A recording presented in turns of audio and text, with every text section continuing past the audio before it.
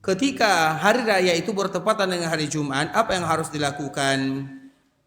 Ikhwatul Islam, kalau sekiranya di sini ada beberapa kondisi bagi orang yang pengurus tim sukses, maka mereka harus sholat kedua-duanya. Mereka harus sholat hari raya Idul Adha dan mereka harus sholat Jumat. Kenapa demikian? Kalau mereka tidak sholat Jumat, siapa nanti yang mengisi sholat masjid di masjid? Karena mereka adalah pengurus.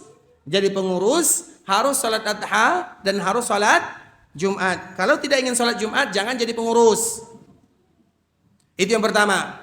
Yang kedua, bagi kaum muslimin yang biasa, bagi yang sholat Idul Adha, maka mereka mau tidak mau, kemana kita akan sholat duhur? Di mana nanti kita akan sholat duhur? Di masjid. Masjid rata-rata sholat Jumat. Berarti kita ikut? Mungkinkah orang sholat Jumat kita sholat duhur? Mungkin atau tidak? Mungkin. Tapi tak masuk. Tak mungkin mereka sholat 2 rakaat kemudian kita tambah 2 rakaat lagi. Tapi boleh atau tidak boleh? Boleh. Ini permasalahan boleh. Tapi bagi mereka yang tidak ikut sholat Adha, wajib untuk melaksanakan sholat Jumat. Jadi berapa bagiannya?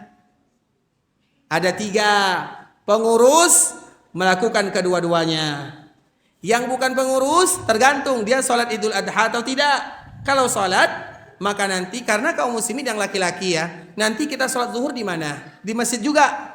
Maka orang di masjid akan melakukan sholat Jumat. Maka kita ikut Jumat secara otomatis. Kecuali kalau kita sholatnya di musalla. Yang tidak boleh itu kalau kita sholat di rumah.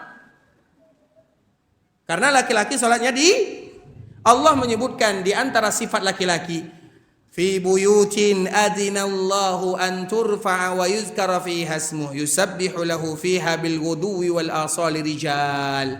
Ayat ini kalau dibaca berhentinya sampai di situ.